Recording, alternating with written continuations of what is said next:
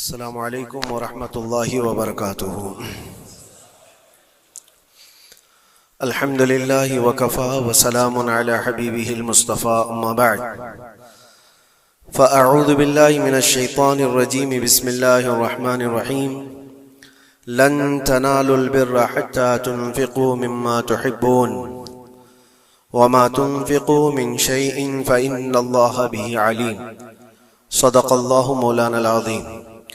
बारगाह रिसालत मुआब सल्लल्लाहु अलैहि वसल्लम में दुरूद पाक का हदिया पेश करें।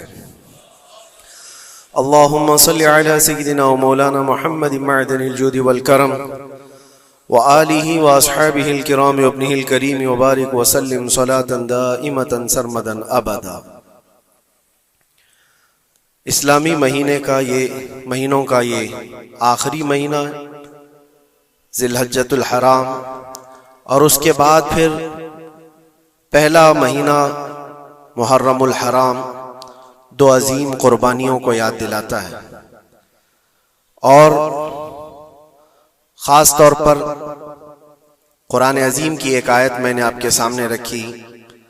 अल्लाह ताला फरमाता है लन तनालुल बिर्रा हत्ता तुनफ़िक़ू मिम्मा तुहिब्बून। तुम उस वक्त तक भलाई को और कामयाबी को नहीं हासिल कर सकते जब तक अपनी पसंदीदा चीज अल्लाह की बारगाह में खर्च न कर दो। अल्लाह ताला की बारगाह में जब तक अपनी पसंदीदा चीज कुर्बान नहीं करते तुम उस बड़ी कामयाबी को नहीं हासिल कर पाओ। यहां हुक्म इसलिए है कि इंसान के नफ्स को मारना है, खत्म करना है। आम तौर पर हम अपनी पसंदीदा चीजों पर कब्जा करके बैठते हैं, उनके साथ दिल लगाए होते हैं। इसी वजह से हजरत सैयदना इब्राहीम अलैहिस्सलाम से जो कुर्बानी मांगी गई तो वो जानवरों की या उनके घर बार की या किसी चीज की नहीं, बल्कि आपके उस अजीज बेटे की जो 90 साल की उम्र में पैदा हुआ। हजरत इब्राहीम अलैहिस्सलाम की उम्र तकरीबन 90 साल की थी जब आपके घर हजरत इस्माइल अलैहिस्सलाम की विलादत हुई, जिसको इतने लंबी मुद्दत के बाद, इंतजार के बाद बेटा पैदा हुआ हो, तो फिर वो अपने उस बेटे पर कैसे जान छिड़कता होगा, कितनी मोहब्बतें उसके साथ होंगी, बाप की भी और माँ की भी। और वो बच्चा जब जवानी की तरफ बढ़ रहा हो और उस वक्त अल्लाह ताला का हुक्म था कि इस बेटे को हमारी बारगाह में कुर्बान करो, तो ये अजीज चीज, पसंदीदा चीज अल्लाह की बारगाह में कुर्बान करना। और वो नबी थे, इसलिए उनके एतबार से उनको हुक्म हुआ। नबियों का ईमान सबसे आला है और उनका इम्तिहान भी सबसे बड़ा होता है। आम लोगों को यह हुक्म नहीं दिया गया कि तुम अपने बेटों की और बेटियों की कुर्बानी करो। वो नबी थे और वो कर गुजरे, उन्होंने जरा बराबर भी हिचकिचाया नहीं, बल्कि जब अपने बेटे हजरत इस्माइल अलैहिस्सलाम से कहा इन्नी अरा फिल मनामी अन्नी अज़बहुका, मुझे ख्वाब में ये बताया गया है कि तुम्हें ज़बह कर दिया जाए, मैं ज़बह करते हुए तुमको देख रहा हूं। तो इस्माइल अलैहिस्सलाम ने नहीं कहा अब्बा इस छोटी उम्र में मुझे कहां मार डालोगे, बल्कि जवाब में यूं कहा फंजुर माज़ा तरा, ऐ वालिद गिरामी आपको जिस बात का हुक्म दिया गया है आप उस पर अमल कर जाइए, मैं हाजिर हूं। फंजुर माज़ा तरा, जो कुछ आपने देखा है उस पर अमल कीजिए। और फिर ये भी कहा इंशाअल्लाह आप मुझे सब्र करने वाला पाएंगे। और हुआ वही कि इस्माइल अलैहिस्सलाम को लेकर जब हजरत इब्राहीम अलैहिस्सलाम कुर्बान गाह में गए थे तो इस्माइल अलैहिस्सलाम ने खुद कहा था अपने बाप से कि अपनी आंखों पर पट्टी बांध ले, कहीं मुझे ज़बह होते हुए देखकर आपके दिल में फिर से वो मोहब्बत ना जाग जाए जो बेटे की मोहब्बत होती है, और फिर अल्लाह के हुक्म से पीछे ना हट जाए। इब्राहीम अलैहिस्सलाम ने आंखों पर पट्टी बांध ली कि अल्लाह के हुक्म में कोई खलल ना पैदा हो। अपनी अजीज चीज, पसंदीदा चीज जब आदमी कुर्बान कर रहा होता है तो बहुत हिचकिचाता है, कितने ख्यालात उसके पास आते हैं। ये नबियों का इम्तिहान था और हर साल कुर्बानी पर हम इसको याद करते हैं, लेकिन ये कुर्बानी हमें ये दर्स दे करके जाती है कि ए अजीजो, अल्लाह ने जो तुम्हें दिया है उसमें जो सबसे पसंदीदा चीज है अल्लाह की बारगाह में कुर्बान करो। हर एक की अलग अलग चीजें होती हैं पसंदीदा, पता नहीं किसके यहाँ कौन सी चीज अजीज है, लेकिन कुछ चीजें कॉमन हैं। दौलत तकरीबन सबकी पसंदीदा चीज है, औलाद तकरीबन सबकी पसंदीदा चीज है, वक्त ये सबका लाजमी हिस्सा है और उसको कोई जल्दी कुर्बान नहीं करता। तो मेहनत से कमाई हुई दौलत को अल्लाह ताला के यहाँ खर्च करो, कुर्बान करो, ताकि तुम उस कामयाबी को पहुंचो। फिर भी आप अंदाजा करो, देता कौन है हमें रिस्क? कौन देता है माल? सब कुछ अल्लाह रब्बुल इज्जत। अगर वो हुक्म करे कि मैंने तुम्हें 100 दिए हैं, उसमें से 50 मेरी राह में कुर्बान कर दो, 50 अपने पास रख लो, तो भी इंसाफ है, अदल है। अल्लाह करीम जिसका खुद का दिया हुआ है वो चाहे तो 90% अल्लाह ताला यूं फरमा दे कि मेरी राह में कुर्बान कर दो, 10 तुम रखो। नहीं, रब तबारक व तआला ने न 50 का हुक्म दिया तुम्हें, ना 40 का हुक्म दिया, ना 30 का, ना 10 का, बल्कि साल में एक मर्तबा सिर्फ 2.5% अपने माल से निकालने का हुक्म दिया। उसमें भी हम देखते हैं कितने लोग आनाकानी करते हैं, ज़कात को बचाने के लिए हीले करते हैं। वो सिर्फ 2.5% है, 2.5। अगर किसी के पास 100 हिस्से हैं तो उसमें से 2.5 ये अल्लाह की राह में साल में एक मर्तबा कुर्बान करने का हुक्म है, ज़कात। लेकिन माल की मोहब्बत कुछ लोगों के दिलों पर ऐसी जम जाती है, उसको बचाने के लिए वो कई तरह के हीले बहाने करते हैं। जबकि ये भी मैं आपको बता दूं, इनकम टैक्स जो होता है वो तुम्हारी इनकम पर लिया जाता है। जितना तुम कमा रहे हो उस पर टैक्स देना होता है, लेकिन ज़कात इनकम पे नहीं है, ज़कात सेविंग पे है। जितना तुम बचा रहे हो उस पर ज़कात है। तुम कमा रहे हो कितना, उस पर कोई ज़कात नहीं। अगर तुम महीने में 1 करोड़ रुपए कमाते हो और 1 करोड़ रुपए पूरे खर्चा भी कर जाते हो, तो साल भर में तुम पर कोई ज़कात नहीं, कोई ज़कात नहीं। लेकिन हाँ, अगर बचा करके रखते हो थोड़ा हिस्सा, तो साल भर में वो बची हुई हिस्से पर अल्लाह की तरफ से ज़कात का हुक्म है। इसीलिए इस्लाम में ज़ख़ीरा अंदोज़ी जमा करना ये एक बुरा काम है। इसी से दिल पर मैल जमा होता है। जब माल ज्यादा जमा होता है तो दिल के ऊपर मैल ज्यादा जमा होने लगता है, और अल्लाह ताला अपने बंदों के लिए नहीं चाहता कि तुम्हारे दिलों पर माल की मोहब्बत का मैल जमना शुरू हो जाए। इसीलिए हर साल उतना हिस्सा निकाल दिया करो। अजीज़ान गिरामी वक़ार, ये तो माल के मुताल्लिक था, और बाकी अल्लाह ताला कुरान में ये भी फरमाता है। मिसाल के तौर पर मैं आपको बता दूं, अल्लाह के नबी सल्लल्लाहु तआला अलैहि वसल्लम के पास कुछ चीजें आई, आपने तकसीम फरमा दिया। कुछ एक हिस्सा कुछ बाकी रह गया था, गोश्त था या खजूरें थी। उस गोश्त का हिस्सा घर में रखा गया। आप सल्लल्लाहु अलैहि वसल्लम ने बाद में पूछा कितना बचा है और कितना दे दिया गया। कहा इतना इतना इतना, सब कुछ बट गया, एक टुकड़ा कुछ बाकी रह गया। तो आपने फरमाया हकीकत में जो दिया गया है वही असल बचा हुआ है अल्लाह की बारगाह में, और जो हमने रखा है ये तो खर्चा होने वाला है, ये हमारे लिए, और जो दिया गया वो हमेशा अल्लाह के पास रहने वाला है। मा इंदकुम यनफदु व मा इंदल्लाहि बाक। कुरान में अल्लाह फरमाता है जो तुम्हारे पास है वो सब फना हो जाएगा, और जो अल्लाह के पास तुमने दे रखा है वो बाकी रहने वाला है। इसीलिए अल्लाह ताला खुद फरमाता है बनी आदम जो अपने हाथ से सदका करता है उसके सदके को मैं खुद लेता हूं और उसको बछड़े की तरह पाल करके बड़ा करता हूं। कयामत के दिन वो बंदा आकर देखता है एक सिक्का कुछ खैरात किया था अपनी जिंदगी में, और वहां देखो तो पहाड़ के बराबर नेकियां उसकी होंगी। वो पूछता है इतनी मेरी कहां से आ गई? तो रब ताला फरमाता है तेरे उस छोटे से सदके को मैंने पाल करके इतना बड़ा किया। तो जो तुम दे रहे हो अल्लाह के यहाँ वो बाकी है, वो बचा हुआ है। होता यह है मेरे अजीजों, जो चीजें हमारी अजीज हैं, जो महबूब हैं, उसको हम कुर्बान करना नहीं चाहते जल्दी। एक दानिश्वर ने कहा था फलों की दुकान पर एक फकीर आया और फल बहुत सारे रखे हुए थे। एक बूढ़ा फकीर, उसको आम खाने की ख्वाहिश पैदा हुई। उसने दुकान वाले से कहा कि मुझे अल्लाह के नाम पर कुछ दे दो। जाहिर सी बात है, जो छटे हुए आम थे, जो निकाले हुए थे, जिनके अंदर सड़न पैदा हो चुकी थी, वो साइड किया गया था, उसमें से निकाल करके उसने दे दिया फकीर को। आमतौर पर यही होता है, देने के लिए जो निकाला जाता है वो अलग होता है। वो लिया, थोड़ी देर के बाद उसके पास 10 दिरहम थे। वो फकीर आया और कहा 10 दिरहम है, इसके मुझे आम चाहिए, ये पैसों के अच्छे आम दो। तो 10 दिरहम लिया दुकान वाला और अच्छे से चुन करके 2 आम उसको दिया जो बनते थे। वो फकीर हाथ में दोनों आम लिया और फिर अल्लाह की बारगाह में दिखा कर कहा, ऐ अल्लाह, देख इस बंदे ने तुझे क्या दिया है और मुझे क्या दिया है। तेरे नाम पर मांगा था तो सड़ी हुई चीजें दिया, और मेरे पैसों से दिया है तो अच्छा माल दिया है। क्या ये आमतौर पर नहीं होता हमारे यहाँ? खाना अगर बच जाए तो उसे तक बांटने में दे दिया जाए। उस वक्त मदरसे के बच्चे याद आते हैं।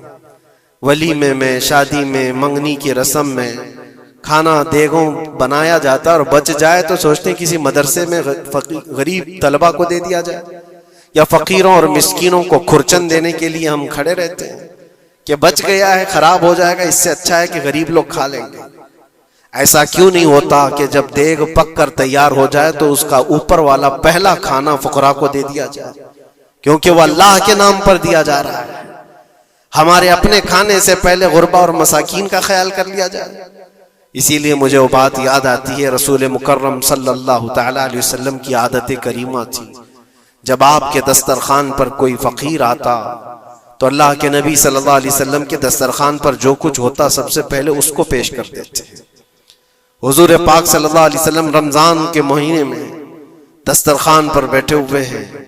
एक मुसाफिर आया बड़ी दूर से, वो हुजूर को मिलने के लिए आया था। हुजूर पाक सल्लल्लाहु अलैहि वसल्लम अस्हाबे सुफ़्फ़ा के साथ, जो 70 सहाबा, गरीब सहाबा हुजूर के दर पर पलते थे, उनके साथ इफ्तारी कर रहे थे। और एक मुसाफिर आया, उसको बुलाया गया, आ जाओ दस्तरखान पे। 70 लोगों के बीच में दूध का एक प्याला था बस इफ्तारी के लिए, और वो जो मुसाफिर आया उसको बिठाया गया, बड़ा भूखा था। उससे कहा गया, लो आप तनाउल करो, आप दूध पी लो। उसने उठाया, किसी का ख्याल ही नहीं किया, पूरा दूध पी गया। अल्लाह के नबी सल्लल्लाहु अलैहि वसल्लम ने मुस्कुरा कर कहा, अल्लाह तेरा भला करे। आता है फकीरों पे उन्हें प्यार कुछ ऐसा, खुद भीख दें और खुद कहें मंगते का भला हो। हमारी पसंदीदा चीज अगर कोई उठा ले तो फिर हम आग बगोला हो जाए। खास तौर पर अगर यह आजमाना हो तो रमजान में इफ्तार के मौके पर देखें, अपने दस्तरखान पर से हमारे सामने की चीज कोई और उठाने लग जाए तो पारा चढ़ जाता है, गुस्सा आने लगता है, हम नहीं देना चाहते। वो सारा अपना जमा करके रखा हुआ होता है। यही वो इम्तिहान है जो कुरान में अल्लाह फरमाता है, अपनी पसंदीदा चीज जब तक तुम अल्लाह की बारगाह में नहीं कुर्बान करोगे उस कामयाबी को नहीं पहुंच सकते। हमारा दिल छोटा है, उसी वक्त अंदाजा हो जाना चाहिए कि मेरे दिल में वसाअत कितनी है, कुशादगी कितनी है। आजमा करके देख लेना, इफ्तारी के टाइम पे थोड़ा सा तुम्हारा शरबत कोई उठा ले या कोई फ्रूट तुम्हारे इधर से उधर कर दे दस्तरखान पर। झगड़े होते हैं बहुत सारे, गुस्से में आग बगोला होता है, लाल पीला होता है, पता नहीं क्या क्या सुना देगा। दिन भर का सबर किया हुआ आदमी वो इफ्तारी पर मौजूद छोटे से टुकड़े फ्रूट के अपने दूसरे भूखे भाई को देना नहीं चाहता। लेकिन यही चीज मैं आपको बताता हूं, खा करके जब शिकम सैर हो जाए, पेट भर जाए, मस्जिदों में इफ्तार के बाद हमने देखा है ढेरों फ्रूट के टुकड़े पड़े हुए रहते हैं। अब उसकी तरफ कोई देखता भी नहीं, पेट भर चुका है, वही फ्रूट है, वही शरबत है, वही सब कुछ है, लेकिन वो गिरा हुआ है, पड़ा हुआ है, कहीं तो गटरों और नालियों में फेंक दिया जाता है। या अगर कोई खाने वाला ना हो तो फिर रमजान में मांगने वाले या फकीरों को ढूंढा जाता है। अपना पेट भर जाने के बाद फिर फकीरों को ढूंढना, ये वो इम्तिहान नहीं है जो इब्राहिम अलैहिस्सलाम ने दिया था। हाँ, अल्लाह के नबी सल्लल्लाहु तआला अलैहि वसल्लम के जो अखलाक थे वो सहाबा में भी थे। सहाबा कराम रिदवानुल्लाहि तआला अलैहिम अजमईन की वो बातें मैं आपको बताऊं। हुजूर पाक सल्लल्लाहु अलैहि वसल्लम की बारगाह में एक मेहमान आता है रात के वक्त, और हुजूर सल्लल्लाहु अलैहि वसल्लम अपने सहाबा में फरमाते हैं, है कोई जो मेरे मेहमान की मेहमान नवाजी करे, अल्लाह उसे जन्नत से खाना खिलाए। सहाबा तो जाहिर सी बात है हर नेकी को बढ़ चढ़ करके लेते थे। एक सहाबी थे हजरत तलहा रदी अल्लाह तआला अन्हु, उन्होंने कुछ देखा ही नहीं घर में है कि नहीं है, फौरन कहा या रसूल अल्लाह इस मेहमान को मैं ले जाता हूँ। हुजूर पाक सल्लल्लाहु अलैहि वसल्लम से दरखास्त की और लेकर के घर आ गए। पता चला बीवी को ने कहा पहले तो हमारा खुद का ही खाना नहीं है, आप मेहमान भी ले आए। साहबी रसूल ने अपनी बेगम से पूछा कितना है, कहा एक आदमी सिर्फ खा सकता है। और घर में कितने लोग हैं, शोहर बीवी और एक छोटा बेटा, अब एक मेहमान आया हुआ है। साहबी रसूल ने अपनी इस फिक्र का इजहार किया बेगम से कि अब क्या होगा, एक आदमी खा सकता है और 4 लोग यहाँ मौजूद हैं। अल्लाह अकबर, वो खवातीन भी हुजूर के जमाने की कैसी थी। उन्होंने कहा अपने शोहर से घबराइए मत, मैं बच्चे को थपकियां देकर सुला दूंगी, आज ऐसे सुला दूंगी, और दस्तरखान पर जब बैठे आपको खाना में परोस दूंगी और फिर बत्ती अचानक गुल कर देंगे, चिराग बंद कर दिया जाएगा। आप खाने जैसा मुंह चलाते रहे और उस मेहमान को लगे कि आप भी खा रहे हैं और खाना पूरा उसके सामने रखें ताकि वो पेट भरकर खा ले। एक आदमी के खाने के लिए ये हीला किया जा रहा है, खुद भी भूखे हैं। ऐसे ही हुआ, दस्तरखान बिछा और सहाबी रसूल ने खाने का बर्तन उनके सामने पेश किया और अचानक चिराग को बुझा दिया गया, अंधेरा है। उन्होंने अफसोस का इजहार किया, कहा इत्तेफाक है चिराग गुल हो गया, आप खा लीजिए, हम भी खा रहे हैं। और सारा खाना उस मेहमान के सामने रखा। मेहमान को ये लगता रहा कि ये लोग भी खा रहे हैं और पूरा खाना वो पेट भरकर खा लिया, शिकम सैर हो गया। और उसके बाद बर्तन उठा दिया गया। वो सहाबी रसूल हजरत तलहा भी भूखे सोए, उनकी बीवी भी भूखी सोई, उनका बेटा भी भूखा सोया, सिर्फ एक मेहमान की मेहमान नवाजी के लिए अपनी अजीज चीज, अपनी पसंदीदा चीज कुर्बान अल्लाह के नाम पर। लेकिन मेरे अजीजों, वाकया सिर्फ इतना ही नहीं है। सुबह होती है, हुजूर पाक सल्लल्लाहु अलैहि वसल्लम सहाबा से कहते हैं तलहा कहाँ है। हजरत तलहा उस मेहमान के साथ आए, हुजूर देखकर मुस्कुराने लगे। तलहा, तुम्हारी मेहमान नवाजी की तारीफ जन्नत में फरिश्तों के दरमियान हो रही है। अल्लाह तबारक व तआला तुम्हारी मेहमान नवाजी की तारीफ फरमा रहा है। जिब्राइल आए थे और मुझे बता गए कि आपके एक सहाबी ने अल्लाह के नाम पर अपना सब कुछ उस मेहमान को खिलाया है। यह है जिसको ईसार कहते हैं, इसको कहते हैं ये कुर्बानी। पेट खाली हो और दूसरे का ख्याल हो। पेट भर जाने के बाद तो फिर वो वेस्टेज देने की बात आती है, अपने घर का बोझ निकालने की बात आती है। अच्छी चीज जब अल्लाह करीम की बारगाह में दे दिया जाए तो वही कुरान में अल्लाह ने फरमाया लन तनालुल बिर्रा हत्ता तुनफिकू मिम्मा तुहिब्बून। तुम उस वक्त तक उस कामयाबी को नहीं पहुंच सकते जब तक कि अपनी पसंदीदा चीज अल्लाह की बारगाह में कुर्बान नहीं करते। पसंदीदा का लफ्ज है, अपनी चाही हुई चीज का है। इसीलिए अजीजा ने गिरामी वक़ार हुजूर अकरम सल्लल्लाहु तआला अलैहि वसल्लम के सहाबा में से हमने देखा है, उन सहाबा इकराम ने कभी इन चीजों को ऐसा पसंद नहीं किया, ऐसा प्यार नहीं किया, दुनिया को गले लगाकर उसके बावजूद भी उसको कुर्बान करते रहे, कुर्बान करते रहे।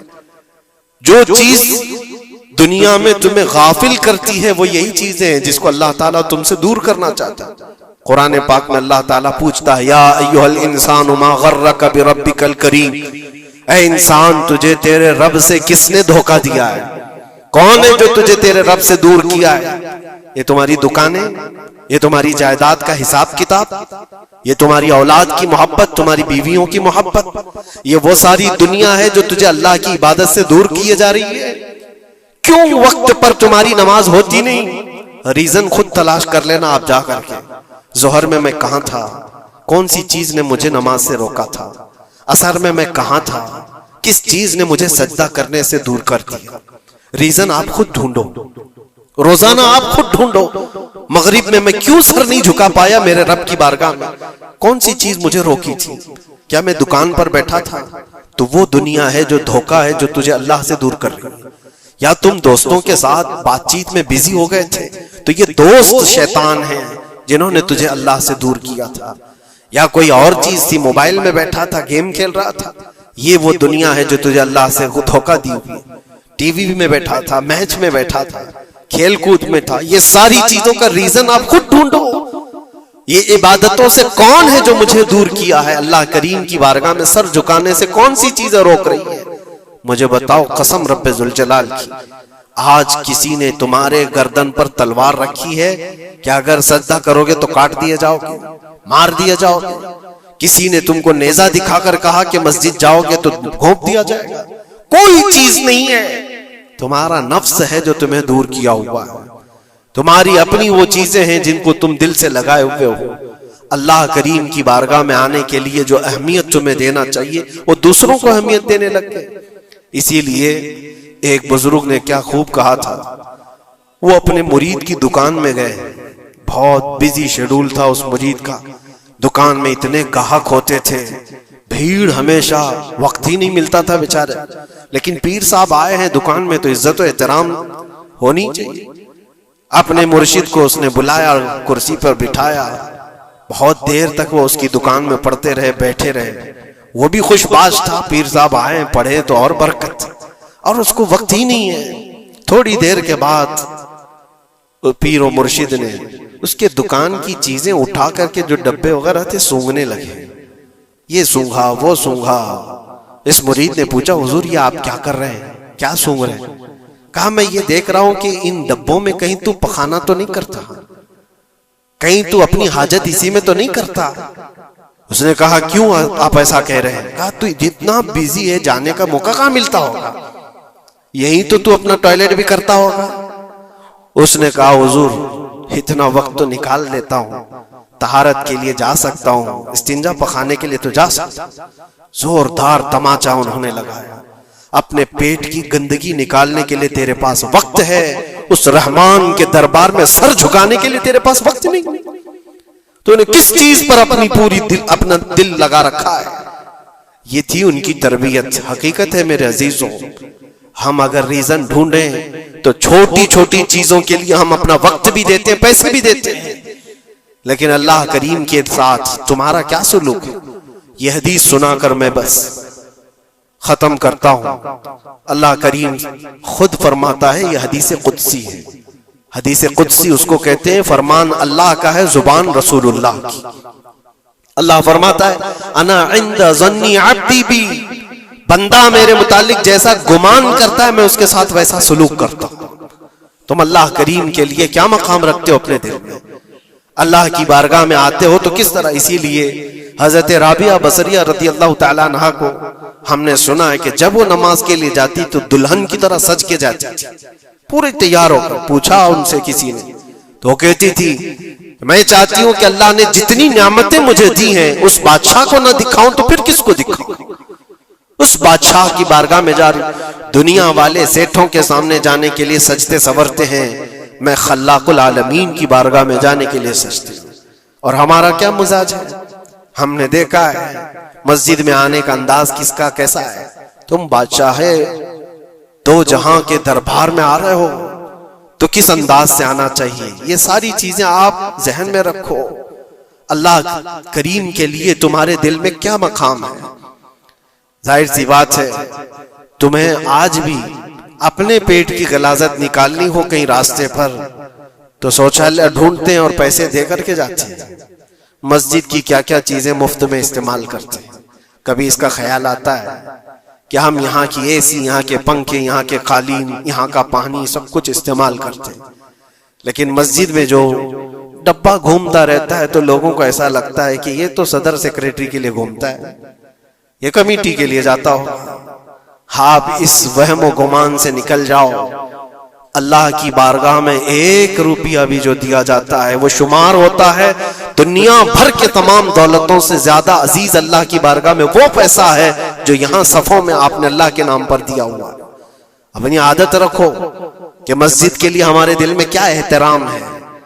दूसरी दुनियावी किसी भी चीज को देखने के लिए टिकट देते हैं, वहां छोटी मोटी चीजों को खर्च करने के लिए हम बेपनाह पैसे खर्चा करते हैं। पान में, बीड़ी में, सिगरेट में, थूकने में कितने पैसे बर्बाद किए जाते हैं। अल्लाह तबारक व तआला के नाम पर जब बात आती है तो क्यों दिल पर यह बोझ होता है? यह अलामत है कि दिल जब काला हो जाए और रब ताला से बंदा दूर हो जाए तो अल्लाह की बारगाह में देने से वो कतराने लगता है। अपने दिल का इलाज करो और अल्लाह की बारगाह में ये दुआ करो कि मौला मुझ पर मेरे नफ्स को गालिब होने से बचा ले और मेरे दिल को पाक करके तेरी दरबार में हमेशा झुकने वाला दिल बना दे। ये दुआ करो कि रब तबारक व तआला मरने से पहले हमारे दिलों को पाक व साफ फरमाए और खालिस उसकी रजा के लिए हमें हमारी अजीज चीजों को कुर्बान करने का अल्लाह तबारक व तआला हमें मौका अता फरमाए। और खास तौर पर यह दुआ कि रब्बुल आलमीन जब आखिरी वक्त आए तो तेरे हबीब पाक की इज्जत के लिए मरने की तौफीक अता फरमा और इस रास्ते में हमें शहादत उज़्मा नसीब फरमा, तेरे नबी के कदमों में दफन नसीब फरमा। व आखिर दावाना अनिल हम्दुलिल्लाहि रब्बिल आलमीन। अस्सलामु अलैकुम।